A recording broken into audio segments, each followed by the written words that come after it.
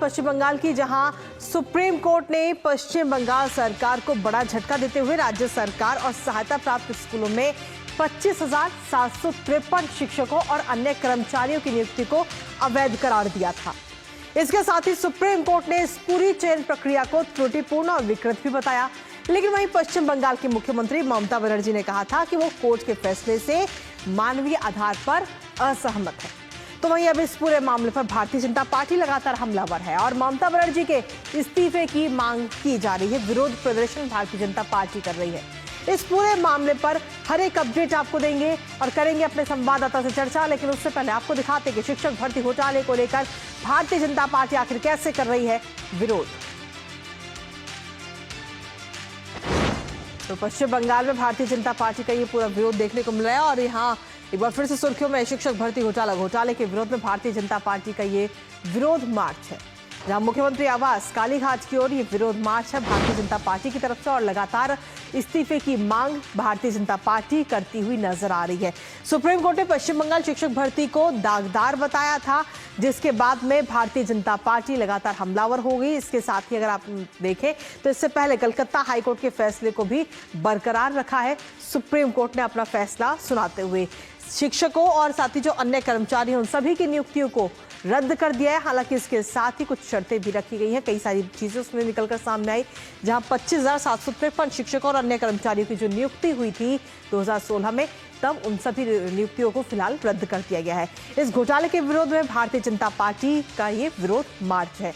लेकिन इसके साथ ही अगर हम देखें तो ममता सरकार पर भारतीय जनता पार्टी किस तरीके से हमलावर है, एक बार वो भी आपको दिखाते हैं।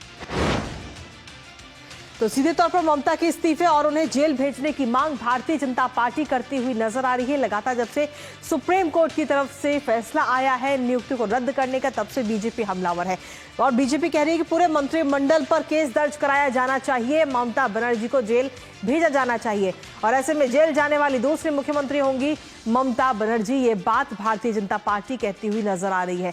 और साथ ही उन्होंने कहा कि अगर भारतीय जनता पार्टी सत्ता में आई तो कानून से कोई नहीं बच पाएगा, ये बात भारतीय जनता पार्टी कह रही है।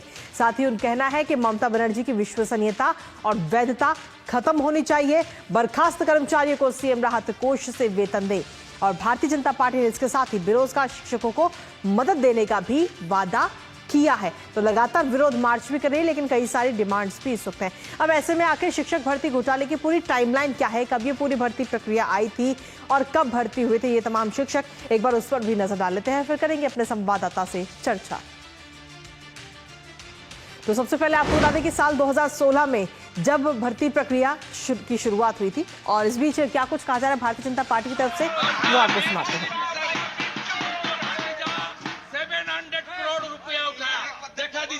टीएमसी का सब लीडर लोग का, सब लीडर एमएलए लोग को चाकरी दे दिया, सब बेच दिया चाकरी। 700 करोड़ रिश्वत आपने भतीजा उठाया। तो सीधे तौर पर बीजेपी लगातार हमलावर हो रही है और कह रही है कि 700 करोड़ रुपए का ये पूरा घोटाला है। हालांकि देखना होगा कि अब इस पूरे मामले में भारतीय जनता पार्टी और आगे किस तरीके से हमलावर होती है। लेकिन इसके साथ ही अगर हम टाइमलाइन की बात करें तो साल 2016 में ये पूरी भर्ती प्रक्रिया सामने आई थी और साल 2016 के बाद में 2017 की अगर हम बात करें तो उस दौरान परिणाम घोषित हुए थे जिन बच्चों ने इसमें एग्जाम दिया था। इसके साथ ही अप्रैल 2022 में कलकत्ता हाईकोर्ट द्वारा सीबीआई जांच के निर्देश दिए गए। जुलाई 2022 में तत्कालीन शिक्षा मंत्री पार्थ चटर्जी की गिरफ्तारी हुई और उसके बाद में अभी अगर हाल ही की बात करें तो जनवरी 2025 में ईडी की चार्जशीट दाखिल हुई। फरवरी 2025 में सुप्रीम कोर्ट ने अपना फैसला सुरक्षित रखा था और उसके बाद में सुरक्षित रखने के बाद में 3 अप्रैल 2025 को सुप्रीम कोर्ट ने कलकत्ता हाईकोर्ट के फैसले को बरकरार रखा। साथ ही ये जो पूरा घोटाला हुआ इसको दागदार भी बताया।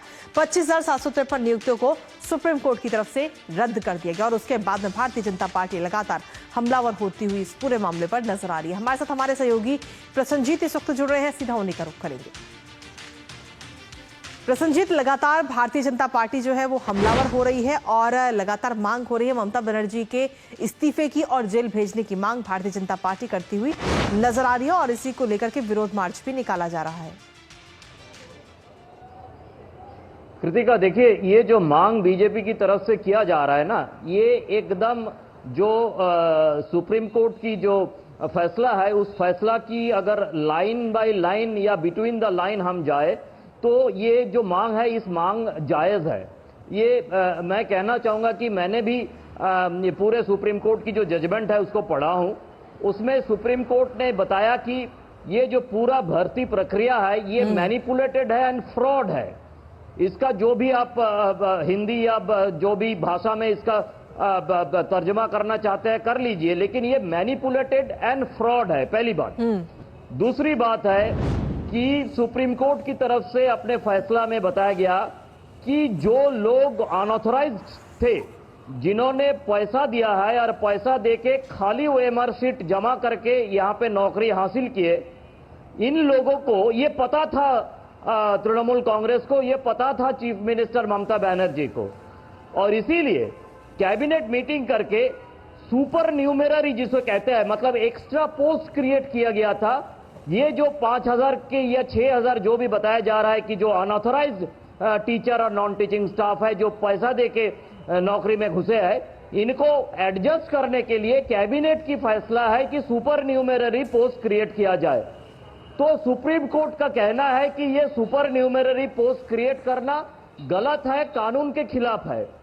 तो अगर कैबिनेट सुपर न्यूमेररी पोस्ट क्रिएट किए हैं और उस पोस्ट को सुप्रीम कोर्ट ने कानून के खिलाफ कह रहा है, तो दोषी कौन है? दोषी कैबिनेट है। और कैबिनेट की शीर्ष में कौन है? वो चीफ मिनिस्टर है। तो इसीलिए बीजेपी की तरफ से जो मांग किया जा रहा है कि पूरे कैबिनेट के खिलाफ, चीफ मिनिस्टर के खिलाफ कार्रवाई होनी चाहिए, इनको गिरफ्तार करना चाहिए, ये फिलहाल सुप्रीम कोर्ट की जो फैसला है उस हिसाब से तो जायज है। लेकिन साथ ही साथ कुछ जो क्रिमिनल एक्टिविटी के ऊपर सीबीआई का मामला चल रहा है, सीबीआई का तहकीकात चल रहा है, वो भी है, उसके बारे में भी अगले कुछ दिनों में शायद फैसला आ जाएगा।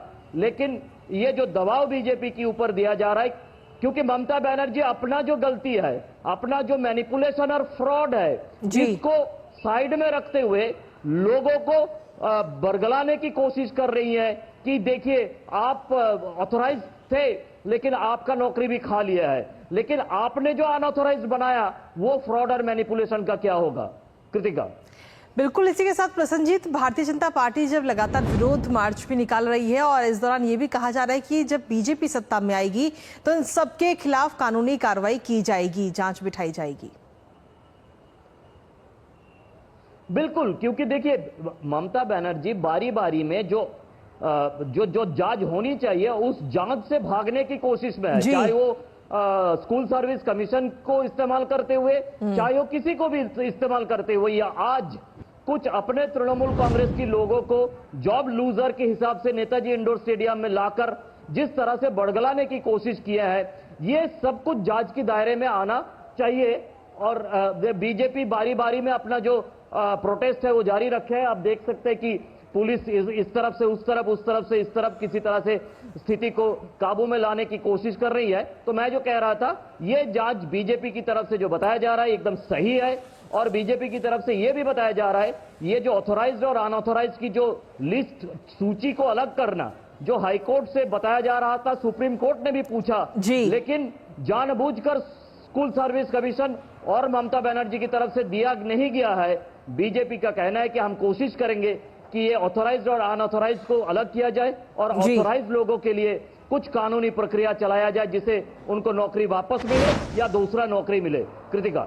बिल्कुल, अब देखना होगा कि इसमें क्या कुछ प्रतिक्रिया और आगे आने वाले समय में नजर आती है। फिलहाल बहुत बहुत शुक्रिया प्रसन्नजीत, तमाम जानकारी हमारे साथ साझा करने के लिए।